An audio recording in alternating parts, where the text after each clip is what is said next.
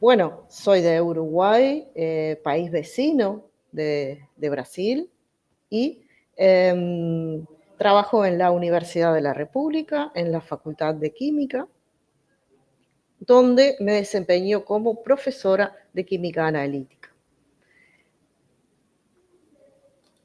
El tema que trajimos para hoy, Analytical Chemistry and Archaeometry, es un tema que nos pareció de interés para divulgar y compartir con ustedes. Desde Uruguay nosotros hemos comenzado con un grupo de trabajo que ha sido liderado por la doctora Laura Beovide y por diferentes investigadores de la Facultad de Química que nos desempeñamos en el área de la química analítica y de la física.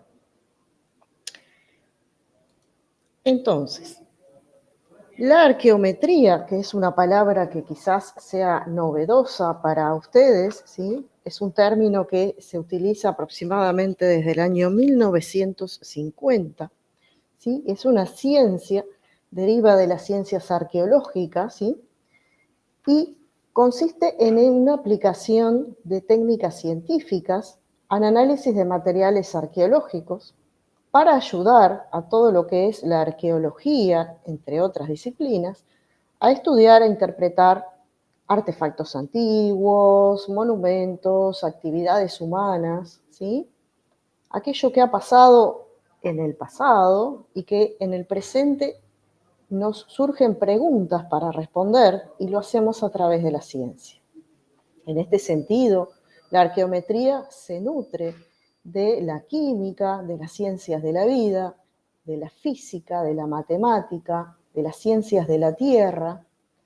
¿Para qué? Para buscar, ahora lo vamos a ver en mayor detalle, la conservación, la detección de residuos, remanentes, restos, para datar, es decir, saber de cuánto tiempo es ese objeto que estamos estudiando, de cuánto tiempo atrás.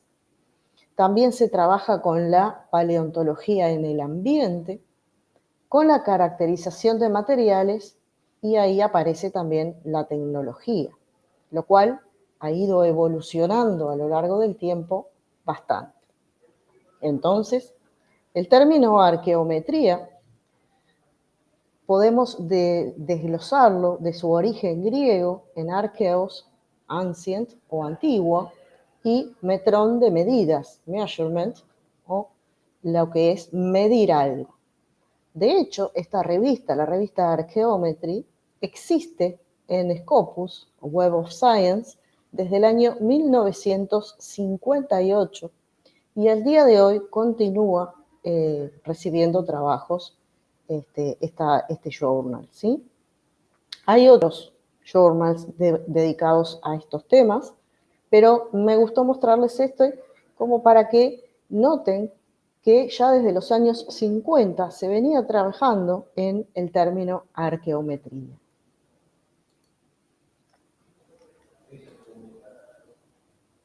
A ver. Aquí quedó, creo que no pasa la transparencia, ¿puede ser? Quedó detenido aquí. Ahora sí. Esta imagen que puede ser un poco impactante, ¿verdad? Son imágenes que nos demuestran que ya desde hace muchísimo tiempo, estos son hallazgos egipcios, donde se puede ver, por ejemplo, que se trabajaba en ortodoncia. Bueno, hoy día nosotros podemos no solamente datar estos hallazgos, estos materiales, sino que también podemos saber sobre la tecnología que se utilizaba en este caso para ortodoncia, ¿sí? Cómo ya se trabajaba con los dientes y metales. Y bueno, todo eso son muchos ejemplos que les voy a ir mostrando sobre los trabajos y cómo la ciencia nutre y cómo la ciencia intenta responder estas preguntas.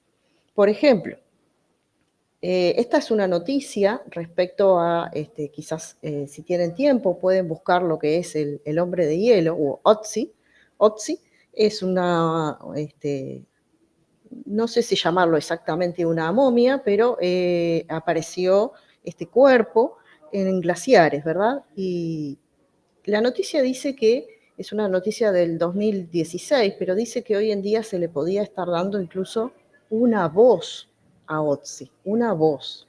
Es decir, desde ese hallazgo, no solo la ciencia ha reconstruido la imagen que ven a su derecha, sino que hoy en día, a través de tecnología y lo que es la ciberarqueología, logra darle voz.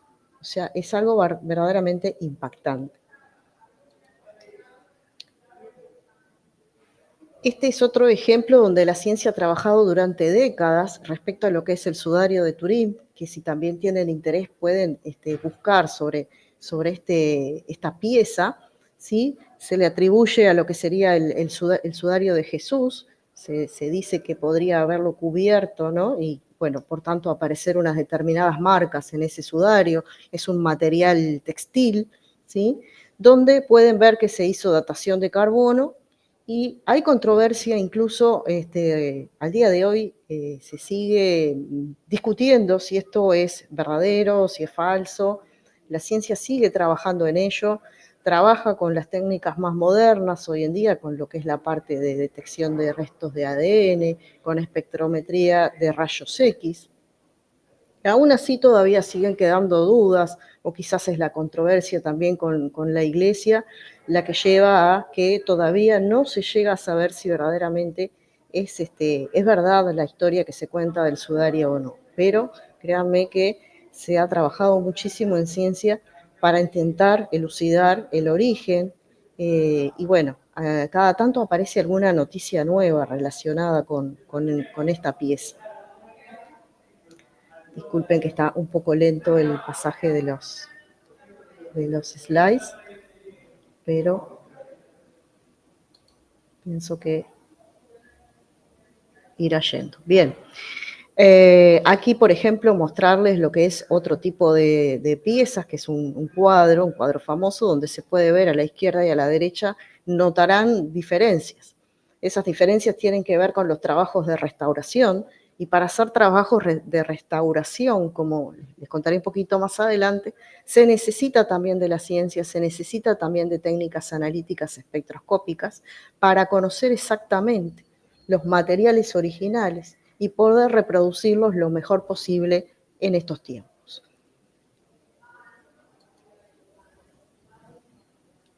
Entonces, para comenzar un poco, algunos pocos tópicos que voy a tratar durante este tiempo, y por supuesto quedar a disposición de todos ustedes para unirnos en estos trabajos. Les hablo primero de lo que son las piezas relacionadas con la pintura en el arte. Ahí se trabaja mucho desde lo que son nuestras ciencias, la química, la física, entre otras, estudiando pigmentos, ¿sí? Pigmentos antiguos. Los pigmentos antiguos mayoritariamente se trabajaban con pigmentos que contienen metales, con pigmentos inorgánicos, algunos de ellos bastante tóxicos, ¿sí? Y también había algunos orgánicos, pero en la medida que se empezó a hacer síntesis de compuestos de pigmentos orgánicos, se puede saber a partir de qué fecha comenzaron a aparecer determinados compuestos. Y eso nos ayuda a saber también si, por ejemplo, una pieza de arte ha sido falsificada o no, de qué manera, analizando los pigmentos que la componen, ¿sí? No solo los pigmentos, sino también cosas que acompañan al pigmento, que tiene que ver con los diluyentes, que tiene que ver con vehículos en los cuales la pintura se dispersa, ¿verdad? O sea, hay otros componentes, no solamente el pigmento. Incluso los pigmentos se dividen en varios tipos. Algunos son solubles, otros son insolubles. Algunos han sido dispersados en la antigüedad, por ejemplo, por lo que es la clara de huevo, ¿sí? La goma arábica, entre otros, que hoy en día ya no se utilizan. Entonces también se puede tener una idea del origen de esos trabajos. Estos pigmentos minerales, algunos muy utilizados en la antigüedad, son la hematita, la azurita, la malaquita o el verde de malaquita. El lápiz lazuli era muy utilizado en Egipto, todo lo que es de origen egipcio, es un pigmento que si lo fuéramos a utilizar hoy día es carísimo, es algo realmente que no se utiliza por sus costos. También se utilizaba mucho lo que es algo denominado el negro de carbón porque viene de la quema de hueso, ¿sí? Ese ya sería un pigmento orgánico en parte o inorgánico, dependiendo de cómo se hacía esa quema, si tenía o no materia orgánica, se quemaba y bueno, ahí se eliminaba y nos quedábamos con ese residuo carbonoso que se utilizaba para pintura negra o pintar en negro. También muy utilizado en la antigüedad el sulfuro de mercurio o cinabrio. En el caso, por ejemplo, de las hematites o los compuestos de hierro, los ocres, las gamas de ocre, tienen distintas especies químicas. Ahí entramos nosotros también, ¿verdad?, como químicos. Y esto, por ejemplo, en espectrometría de Raman se puede sacar esa información como una huella dactilar. La hematita suele tener un color rojo intenso, mientras que la goetita, que si observan es una estructura química que tiene los mismos átomos excepto el hidrógeno, pero en diferente disposición. Con esa huella dactilar de Raman podemos notar que son distintos. De hecho, la goetita es amarilla, básicamente, o es un ocre más claro. Y eso también deriva de un tratamiento térmico muchas veces, lo cual nos da información en relación a cómo ha sido tratado el material. Y así la tecnología que se utilizaba en la antigüedad. Entonces, en este sentido, cuando se trabaja con pigmentos, se ve lo que es el nombre artístico, por ejemplo, en este caso, vermillón, familiar en portugués por lo que es el vermelho, ¿sí? El vermillón. En verdad, su estructura química, su nombre químico es sulfuro de mercurio, eso es característico y no es ambiguo, y su nombre geológico proveniente del mineral cinabrio. Este era muy utilizado en la antigüedad, evidentemente tóxico. También los blancos, los colores blancos, el más blanco de los blancos se lograba con plomo. Básicamente con compuestos de plomo que se utilizaron incluso no hace tanto atrás, pinturas que se vendían muy famosas en Estados Unidos. Ese tipo de compuestos hoy en día ya no se utilizan por su toxicidad. Es sabido también que Van Gogh utilizaba mucho los amarillos, utilizaba amarillos de plomo y amarillos de cadmio, por lo cual también su muerte se podría llegar, hay algunas especulaciones que hablan de que quizás murió envenenado, ¿verdad? Porque era muy común que un pintor como Van Gogh lo que hacía era mojar los pinceles en las pinturas y luego se lo llevaba a la boca, a veces. Eso era una práctica común en los artistas, y bueno, podría a lo largo del tiempo haber acumulado plomo y cadmio en su organismo. El plomo también, además de blanco, bajo otra estructura química, puede ser un naranja muy bonito, muy intenso, llamado aluminio, el óxido de plomo, también tóxico, o el amarillo de Nápoles, que también se utilizaba aquí, por ejemplo, en vidrería antigua, que es otro compuesto que tiene plomo y antimonio, ¿sí? O sea, estos eran característicos. Aquí se ven bellos colores y obras con sulfuro de mercurio, el vermellón. Allá por 1775 apareció una moda muy fuerte respecto a los verdes. De hecho, si ustedes ven películas, films, hay mucho de esas épocas pintura verde en las paredes. Eso era típico, denotaba la clase alta, ¿sí? Y en 1775 aparece lo que es el verde de Scheele o green Scheele, que como pueden observar, la estructura química contiene arsénico.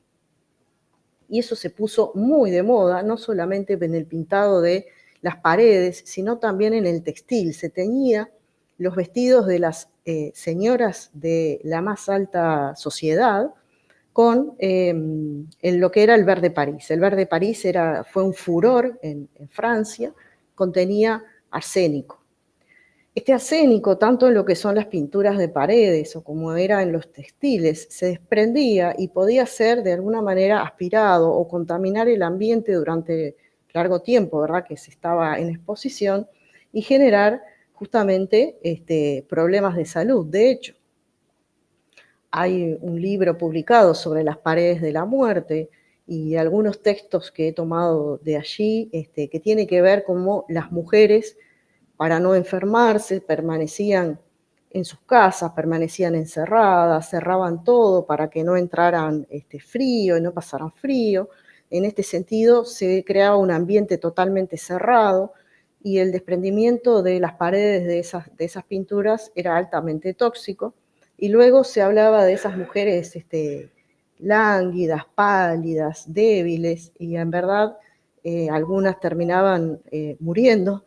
No se sabía muy bien la causa y lo que decía estaba en Every Breath She Nails, me acuerdo de la canción de The Police, Every Breath You Take, era sumamente tóxico.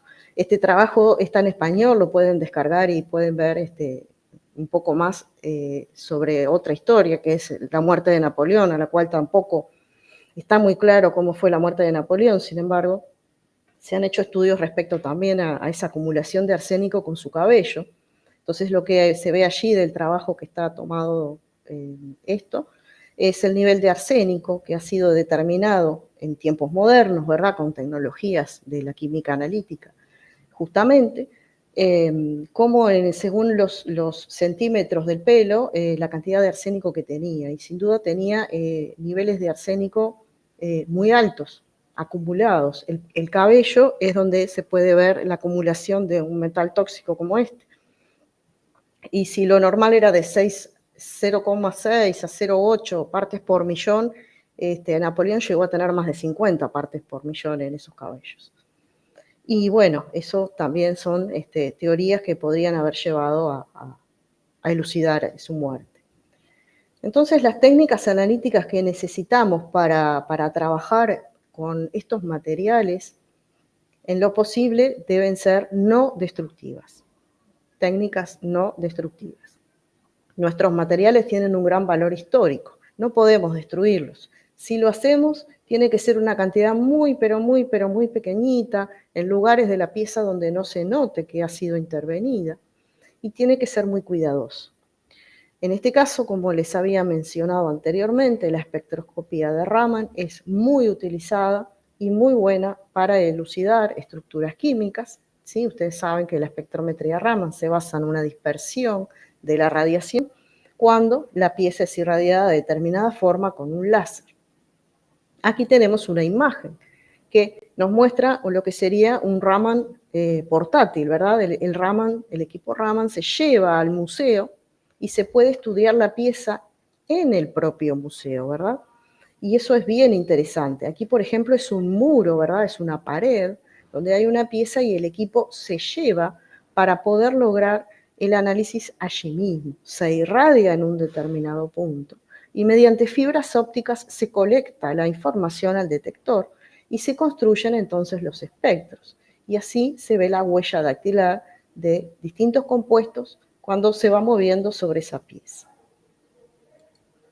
Entonces, la espectroscopía Raman es verdaderamente muy útil y es una de las técnicas que nosotros en nuestro equipo de trabajo manejamos porque contamos con uno bastante moderno. No lo podemos transportar a los museos, pero sí podemos traer, como decíamos, pequeñas piezas a analizar a nuestro laboratorio. Allí ven también algunas imágenes. Entonces, se busca los lugares de interés para obtener información y se trabaja con espectrometría Raman mediante transmisión de la información por fibra óptica. ¿Sí? Ese es un poco los esquemas de los equipos portátiles. Un ejemplo respecto a pinturas. Bueno, hay una pintura muy famosa de un pintor se le atribuía a una pieza que era del pintor Adrien van Ostade, quien vivió entre 1816 y 1885, ¿sí? Y se quería saber si era genuina o no, se le atribuía a este autor. Entonces, mediante espectrometría de Raman, se pudo ver sobre una zona azul que hay en la pintura que aparecía, disculpen que ahí quedó superpuesta en el PDF una figura, pero lo que allí menciona es lo siguiente: mediante espectrometría de Raman se pudo ver que en ese cuadro había un pigmento denominado azul de Prusia. El azul de Prusia es sintético y se comenzó a utilizar años después de la muerte del autor al cual se le atribuía la pieza de arte, ¿verdad? Por tal sentido, el caso fue resuelto mediante espectrometría Raman y se declaró al cuadro como falso. ¿Sí? Esta es una cosa interesante de contar para que vean una aplicación respecto a la espectrometría Raman, la cual necesita también estar acompañada. Si uno tiene un espectrómetro Raman, no solamente con el espectrómetro le es suficiente, necesita tener una biblioteca. Bibliotecas de pigmentos se pueden comprar, esas libraries, esas bibliotecas, se adquieren con el equipo y lo que se hace es una comparación, como se muestra aquí. En el caso de los azules, el azul de Prusia es bastante más reciente que los anteriores. El azul de ultramar o lapislázuli ya lo usaban los egipcios. Proviene de un mineral que se encuentra en determinadas regiones del planeta y nos ayuda a ver genuinidad de piezas. Entonces se hace la espectroscopía Raman y se compara con los espectros de referencia. Acá tenemos, por ejemplo, el azul de Prusia, el azul de ultramar y un espectro de un objeto, que por supuesto, como sabemos en química analítica, los espectros de las muestras reales presentan determinada forma, como ahí ven una banda ancha, debido normalmente, en este caso que es Raman, puede ser fluorescencia, ¿verdad? El efecto de la fluorescencia, o también lo que son los efectos de la matriz. Pero es suficiente para encontrar un pico característico del azul de ultramar, encontrarlo o no encontrarlo, ¿verdad? Por más que la matriz sea compleja. Bien, aquí tienen una publicación que la que pueden acceder también, es muy reciente, es del año 2025, donde se trabajó justamente con los azules, ¿sí? Para saber si la genuinidad de determinadas pinturas. Lo que me gustaba mostrarles de esto es como las keywords del trabajo, del artículo. Las keywords son todas técnicas que conocemos, ¿sí? Fluorescencia de rayos X, micro-Raman, espectroscopía de fracción de polvo de rayos X, ¿sí? Eso hace a que se combine lo que denominamos al principio arqueometría. La arqueometría se nutre de una forma multidisciplinaria y transdisciplinar, ¿sí?, de otras ciencias. Y cada vez más y cada vez es más necesario. De todas formas, a veces hay un poco cuesta un poco que desde el lado de la arqueología o de las ciencias de las humanidades, por lo menos es lo que he visto en nuestro medio, no se usa mucho la palabra arqueometría, aunque sé que hay presentes en la audiencia, está la doctora Laura Biovide, justamente, que es la persona que les presenté al inicio. La arqueometría es a veces un poco resistida como terminología, y nosotros lo defendemos mucho. Como todo, a pesar de que desde 1950 se llama arqueometría esto que les estoy contando, a veces entre la academia y las otras ciencias no nos ponemos un poco de acuerdo, pero creo que eso nos pasa a todos. Lo importante es llevar adelante los hallazgos y trabajar juntos, sin lugar a duda. Bueno, vamos a esperar a que cambie.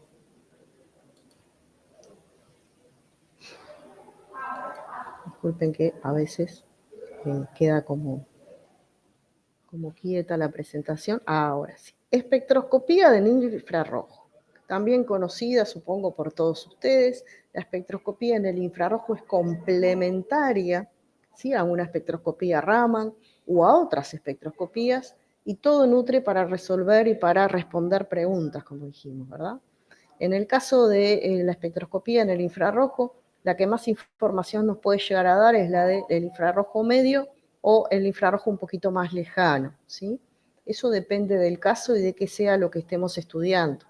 Entre los distintos tipos de espectrometría en el infrarrojo, todas las que ustedes quizás ya conocen en el público pueden ser aplicadas en estos casos, ¿sí? Lo que es la reflexión, la parte de reflexión difusa, ¿sí?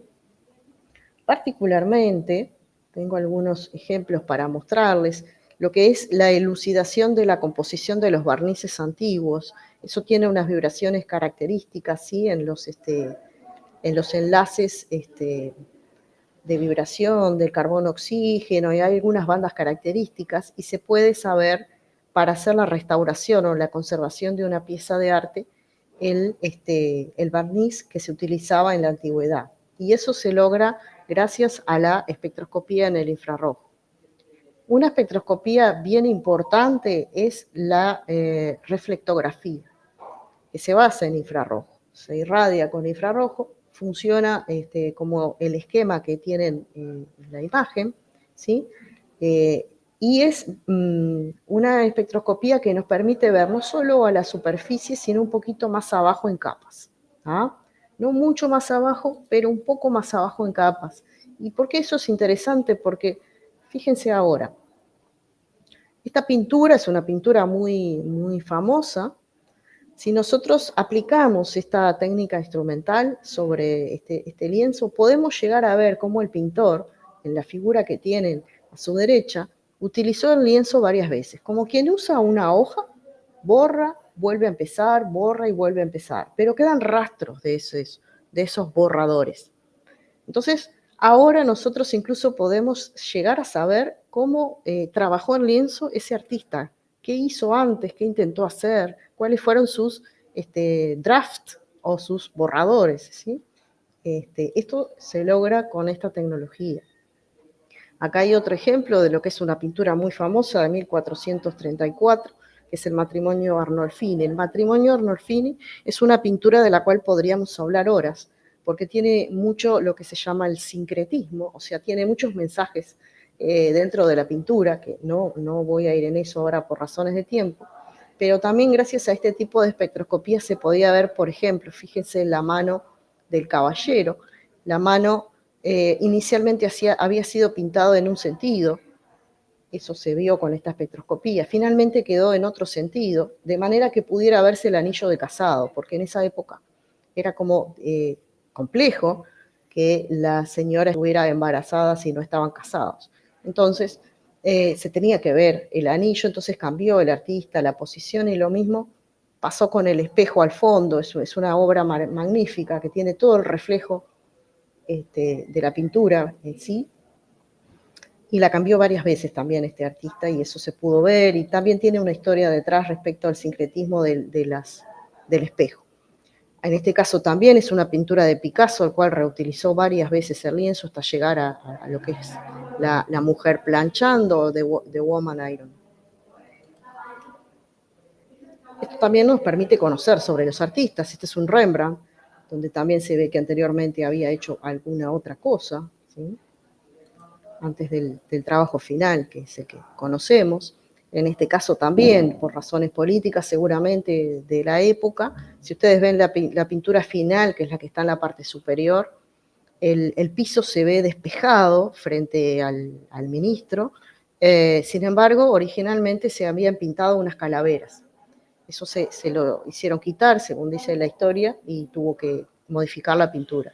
Lo que ven también son los bastidores son de madera. La madera tiene carbón, la madera es algo que puede verse en el infrarrojo, ¿verdad? Esto lo sabemos nosotros desde nuestras ciencias. Por eso se ven ese cuadriculado, es el bastidor, es madera, y se ve en esta espectroscopía. También se puede encontrar las firmas ocultas para ver la genuinidad. Fíjense que acá, disculpen que no se ve muy bien las imágenes, pero solamente es mostrar cuántas espectroscopías se utilizaron para una pequeña zona de un cuadro, y para llegar a saber, por ejemplo, la firma, y encontrar la firma original, en este caso de 1883, lo cual, si uno mira a la izquierda, en verdad la vista no logra verlo. Ni aun con lupas podían verlo. Necesitaron espectroscopía en infrarrojo. En este caso también es una pintura, creo que es bastante conocida por todos, también ha sido modificada varias veces, en este caso por Leonardo da Vinci. Entonces, bueno, lo que se dice es que gracias a estas espectroscopías, para cerrar esta partecita de pinturas, nosotros podemos llegar a reconstruir la paleta del autor. Si reconstruimos con la tecnología la paleta del autor, se puede restaurar de la manera más genuina posible, más parecida a lo que fue la pintura original. También se utilizan muchas técnicas analíticas y mucha química para lo que es el rescate de piezas que, por ejemplo, han estado en ambientes sin oxígeno, sumergidas en las profundidades, han sido deterioradas, obviamente, por las reacciones químicas que allí ocurren, y cómo se pueden restaurar. Perdón que se fue la presentación, no sé qué pasó. A ver si vuelvo ahí. Ahí volví, disculpen. Entonces, estos compuestos que se forman por haber estado las piezas sin oxígeno o por estar, por otra parte, expuestas al ambiente, a un ambiente agresivo, que generalmente en los bronces lo que aparece es la malaquita, es un compuesto de cobre, ¿sí? Entonces la malaquita es algo que va a molestar en este caso y va a deteriorar más aún o a corroer la pieza. En ese sentido también se hacen trabajos químicos para restauración, conservación o recuperación de piezas. Avanzamos entonces.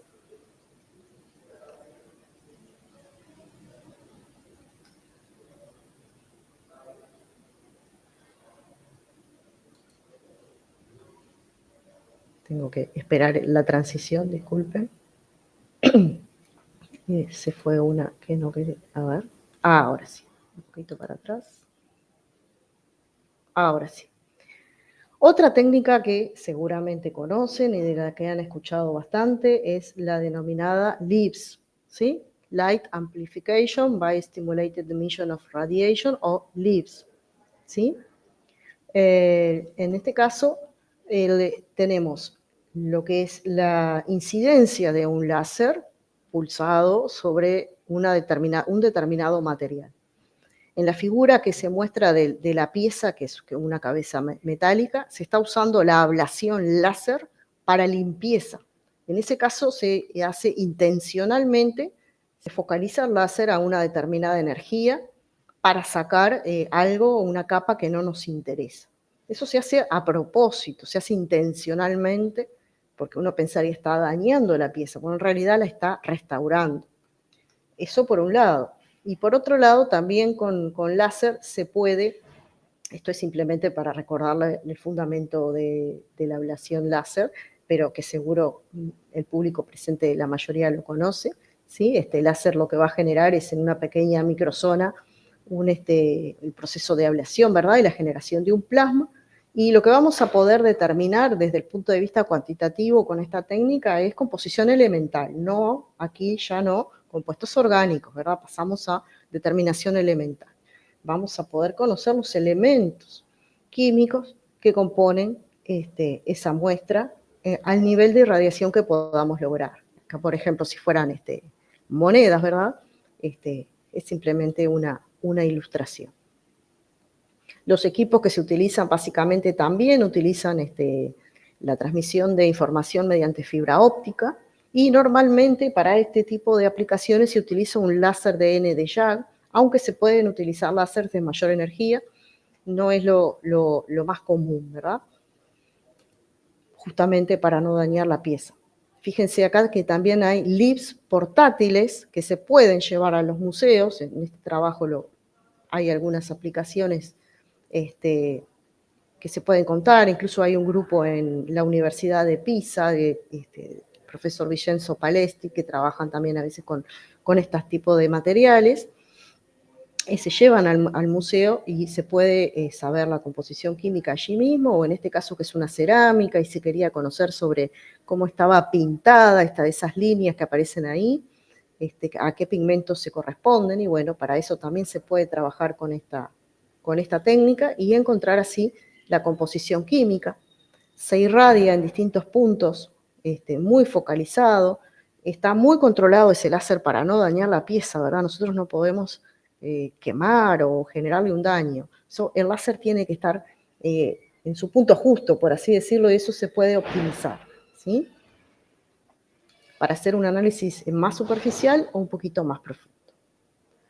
En el caso de otra técnica muy utilizada para esto, es que es la fluorescencia de rayos X, también vamos a saber sobre composición elemental, ¿sí? Las técnicas de rayos X lo que van a hacer es irradiar y con una energía al nivel de electromagnético de rayos X, van a expulsar electrones internos de los átomos, van a dejar un hueco allí y entonces electrones de las capas más externas para estabilizar el átomo van a decaer hacia esos estados, hacia llenar esos huecos, y de esa manera va a haber una emisión de radiación característica que también podemos medir.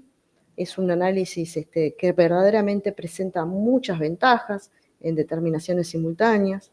Tiene límites de detección que pueden ser bastante útiles, ¿verdad? Que son aceptables para estas metodologías. Por ejemplo, no son tan aceptables para análisis de trazas, pero sí para estos casos. Y en verdad les voy a contar algún ejemplo en unos minutos que funciona bastante bien.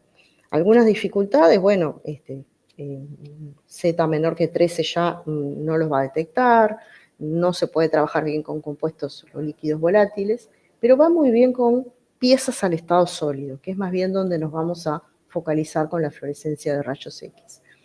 También hay equipos de fluorescencia de rayos X portátiles, los cuales se pueden llevar al sitio y analizar muestras directamente. Los equipos de rayos X portátiles tienen muchas desventajas.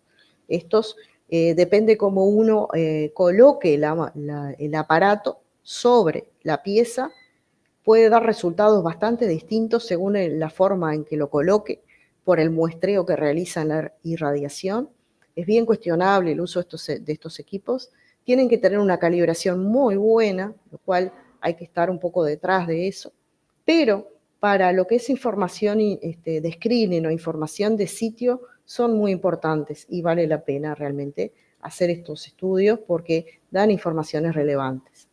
Si tenemos ya equipos más sofisticados, pueden hacer mapeos, ¿sí? Un mapping de elementos químicos y ubicarlos exactamente en la pieza, como el ejemplo que se muestra allí, es donde está el calcio, donde está el cobre. Y eso es verdaderamente muy bueno.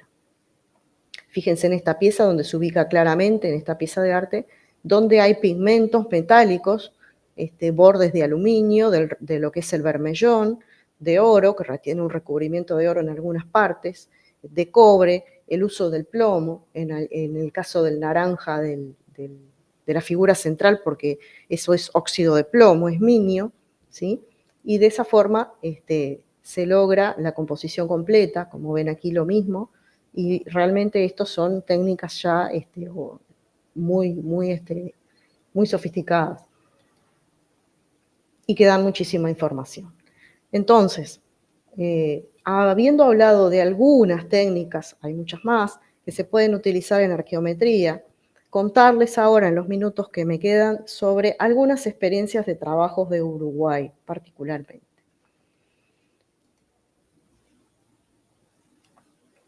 Nosotros venimos trabajando en estos temas desde el año 2011 y también un poco más atrás con la doctora Beovide, pero formalmente quizás desde el año 2011. Y marqué ahí con amarillo algunos eventos que seguro para ustedes son público de Brasil bastante familiar, ¿no? Estos trabajos se han presentado en lo que es el Coloquio de Espectroscopia Internacional, el CSI, o los Río Simposio, ¿sí? Y los grupos se han mantenido bastante durante el tiempo, hasta llegar a hoy día, donde el año pasado se presentaron trabajos en un congreso en México, ¿verdad? Hemos trabajado con fluorescencia de rayos X, hemos trabajado con LIBS en colaboración con Brasil, hemos trabajado con espectroscopía Raman también, y bueno, esas son algunas pequeñas cosas que les iba a contar.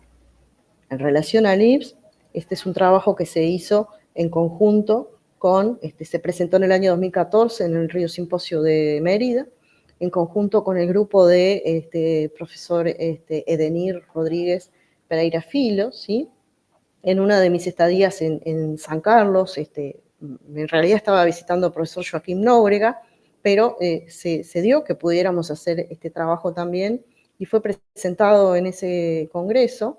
Este es el grupo de profesor en ese momento, ¿verdad? Pues ya han pasado algunos años. Y lo que se quería saber en ese momento era respecto a algunas piezas minerales, cómo era la movilidad, ¿sí?, de indígenas en nuestro territorio, particularmente en una zona del territorio, ¿sí? Se habían encontrado algunas piezas trabajadas, ¿sí?, lo que son puntas de flecha, o podrían serlo, o lascas de cuando se hace ese trabajo, y se quería ubicar la movilidad de esa población, y entonces lo que se quería saber era de dónde se obtenía la materia prima para estas piezas, o sea, cuál era la fuente cuál era la fuente por la cual ellos se proveían de estos materiales, ¿sí?, de aprovisionamiento. Entonces, se postulaba que se habían movido una cierta distancia desde un lugar a otro donde se habían encontrado las piezas, distancias de entre 60 y 200 kilómetros. Eso era una hipótesis que quería ser confirmada, y para eso estas piezas fueron analizadas, tanto las materias primas, de donde se daba la hipótesis que podrían provenir las piezas trabajadas, como las piezas trabajadas, ¿sí? Entonces eso fue lo que se hizo. Estas son las piezas que se encontraron. Allí se pueden ver que están trabajadas, ¿verdad?, con unos filos que tienen algunas formas particulares. Se utilizó un equipo LIBS como el que les comenté anteriormente en el laboratorio del profesor. Ahí se ve que se utiliza un láser de Nd:YAG. Se explican algunas características instrumentales, ¿sí?, y cómo se barrió, prefiero ir directo a la imagen, cómo se barrió la pieza en un mapa, ¿sí?, cómo se muestra en la imagen, ¿sí?, de 20 puntos. ¿Vieron? Las piezas son muy pequeñitas, entonces esto se hizo de una manera muy minuciosa, y se recogieron un número importante de espectros, y esto fue tratado mediante técnicas quimiométricas por el profesor Edenir, ¿sí?, y llegamos a alguna conclusión para mostrarles. Es decir, mediante ese tratamiento de datos se pudo ver clústeres, ¿sí?, se pudo ver discriminación de origen. Y esto fue bien interesante, un trabajo muy lindo que se realizó, y bueno, y se pudo arribar, por supuesto, junto a las personas que saben de cómo interpretar estos resultados químicos, un poco el probar o no esa hipótesis viene de la mano de la importancia de estos trabajos multidisciplinarios y cómo se logra llegar a que algunas conclusiones sean o no sean, pero el trabajo conjunto que hicimos en aquel momento. También analizamos algunas piezas metálicas, porque también no es lo mismo un bronce que el cobre. La tecnología, obviamente, la metalurgia de aquellos tiempos también se diferencia, y uno a simple vista no podía saber si una pieza era de bronce o era solo de cobre, o una mezcla, o cómo era. Y esto se hizo con LIBS, pero en este caso con la colaboración del profesor Celio Paschini, uno de los profesores retirado ahora, profesor Moisés Nochen, viajó allí y trabajó con Celio y su equipo, y bueno, y se pudo saber la composición de estas piezas, lo cual para quienes estaban queriendo saber sobre ellas fue muy importante.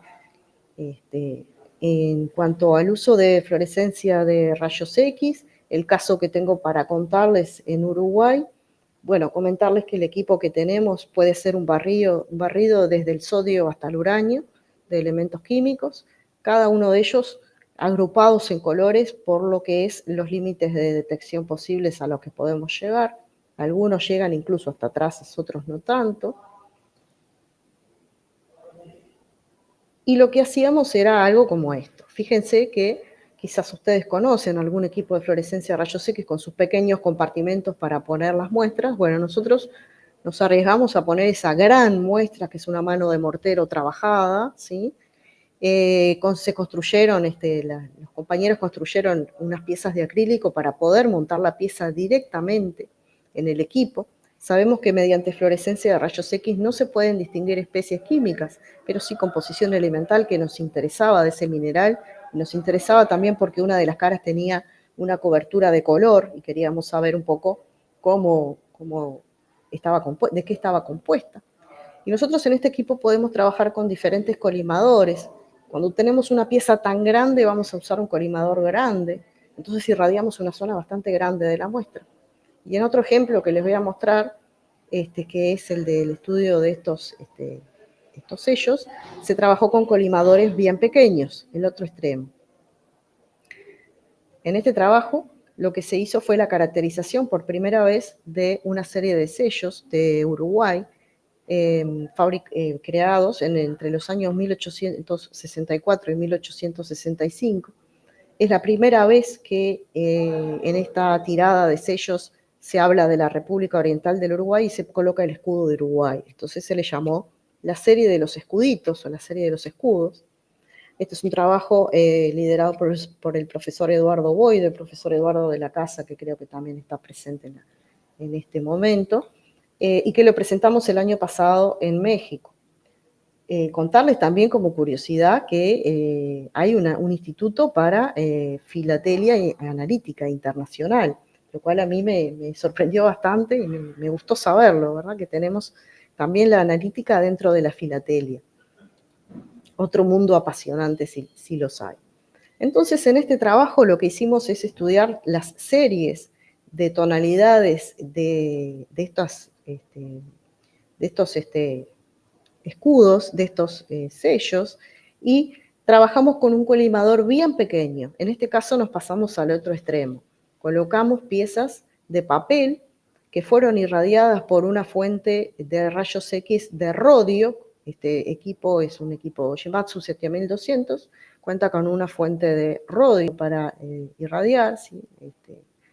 Y bueno, estos sellos tienen un valor muy importante para nuestro país, nunca habían sido caracterizados desde el punto de vista de su composición química. Todavía seguimos trabajando incluso en terminar de hacer la elucidación. Nos habíamos encontrado con este trabajo con fluorescencia de rayos X que mostraba algún estudio de sellos de Uruguay. Fíjense que aparece bastante alto el nivel de mercurio.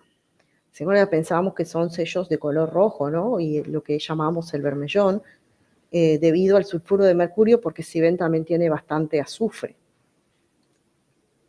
Y en verdad sí eran los pigmentos que se utilizaban.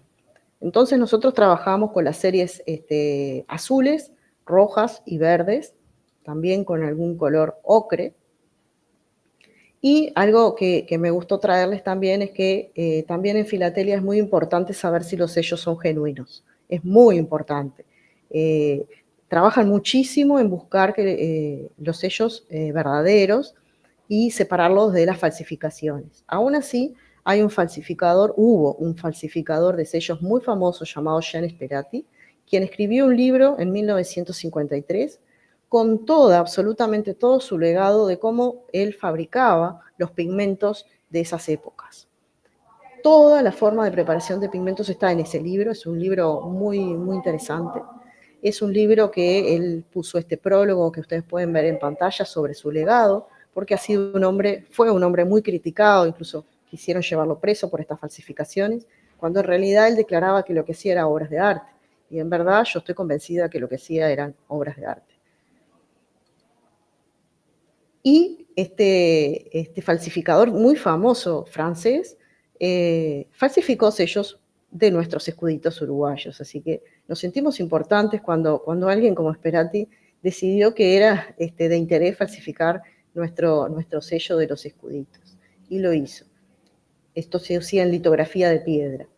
Como ven acá, el otro extremo, ¿no? De aquella pieza grande en el equipo, ahora esto tiene una lupa de aumento, tiene un zoom. Entonces se colocaba el sello, esto es 1 milímetro de colimador, para ir viendo en los distintos composiciones acá lo ven también, de los colores. Y entonces sí, encontramos el vermellón. Mercurio en altísimas cantidades en estos sellos de color. Hicimos toda la parte de estudio completo, encontramos las diferencias entre los distintos tonos, por qué había esos distintos tonos, se llevaron a cabo algunas hipótesis, lo cual no me voy a extender no solo por el tiempo, sino porque el trabajo todavía no ha sido publicado, pero sabemos qué pigmentos se utilizaron, tanto en los sellos genuinos como en los sellos falsificados. En la parte de los azules, por ejemplo, se utilizaba mucho el azul de Prusia. Esto que está en un texto escrito como en imagen es tomado del libro de Sperati, cómo él falsificaba y cómo indicaba claramente los colores cómo formaba los colores, qué compuestos usaba. Cuando hablamos de verdes, lo que nos va a aparecer es el plomo y el cromo, básicamente, un poco de miño. Los tonos se van haciendo con mezcla de colores. Aparece el plomo porque se mezcla con los blancos, lo que es el sulfato de plomo, y se va haciendo ese color distinto. Los ocres, en los ocres se utilizaba el plomo, se utilizaba el mercurio, así Sperati también lo declaraba en su propio libro, y también usaba el cadmio, entre otras cosas que iba mezclando.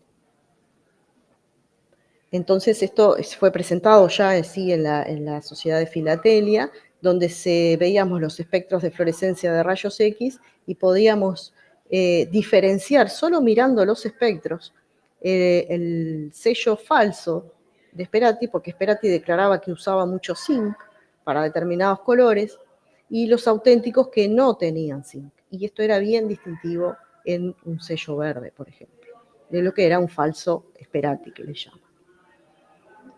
Lo mismo se pudo saber entre los tonos de los azules, se pudo distinguir la primera impresión de 1864 de la segunda de 1865 por las diferencias en composición.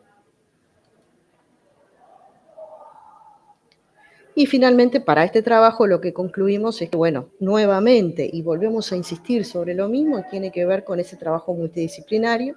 Nosotros también estamos haciendo ahora espectrometría infrarroja para estos sellos y esperamos poderlo publicar en el correr del año, algún lindo trabajo que podemos compartir con todos ustedes si es de interés. Y lo último para contarles es algo que está ocurriendo ahora mismo. Ahora mismo estamos queriendo saber sobre 2 piezas encontradas en nuestro país de puntas de flecha, de dónde viene ese material, siendo que se trata de obsidianas. Y la obsidiana no existe en Uruguay o no se forma, no se ha formado naturalmente en Uruguay, no por lo menos la obsidiana clásica, porque es una roca, es una especie de vidrio que se forma por el enfriamiento muy rápido de la lava, y en Uruguay no hay volcanes. Entonces, lo que se pretende establecer con este tipo de estudios, acá hay algunos trabajos sobre lo que ha sido la distribución de la obsidiana en Sudamérica. Hay muchos estudios en México, algunos menos en Sudamérica. Entonces, lo que aquí con otro investigador, que es un arqueólogo, lo que se propuso es intentar ver las rutas por las cuales transitó la obsidiana y cómo se movilizó la gente. Y realmente se descubre que se han movilizado muchísimo, kilómetros y kilómetros, incluso que han atravesado de alguna manera o rodeado por costa o han atravesado la cordillera, porque si no, no se explicaría mucho cómo llegaron algunas piezas a nuestro país, provenientes de la Patagonia. Entonces lo que se hacen son estudios también de origen, esto se hace mediante fluorescencia de rayos X. Si se puede destruir un pedacito muy, muy pequeño, se puede utilizar alguna técnica destructiva como el ICP masa, pero en verdad nosotros estamos trabajando con técnicas no destructivas.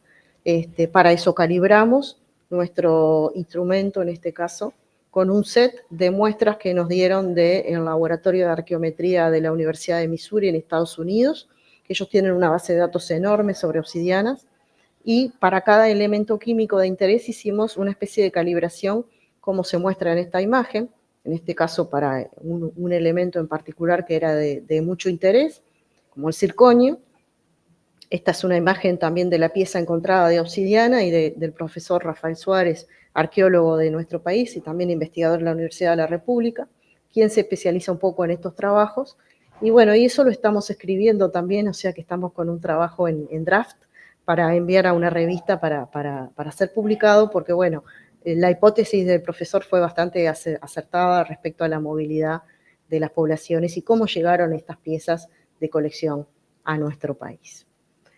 Entonces, bueno, luego de estos ejemplos de nuestros propios trabajos, de contarles nuestras capacidades, de contarles qué es la arqueometría, espero que les haya gustado, espero que, no sé, recibir algún tipo de devolución en algún momento. Estamos nosotros siempre ávidos de trabajar. Les muestro allí una foto del equipo de trabajo del Centro de Investigaciones CIRAT, que está un poquito fuera de Montevideo, pero que es un grupo de trabajo que venimos, como decíamos, desde el año 2011 y algunos desde antes también, y que realmente disfrutamos mucho este trabajo. Lo más importante, creo, es disfrutar del trabajo que uno hace, y yo creo que nosotros lo hacemos, así que nos da también un poco de orgullo eso.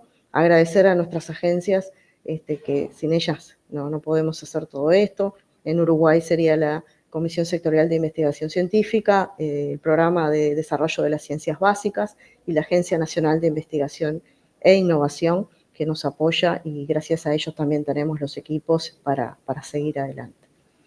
Y bueno, muchas gracias por su atención.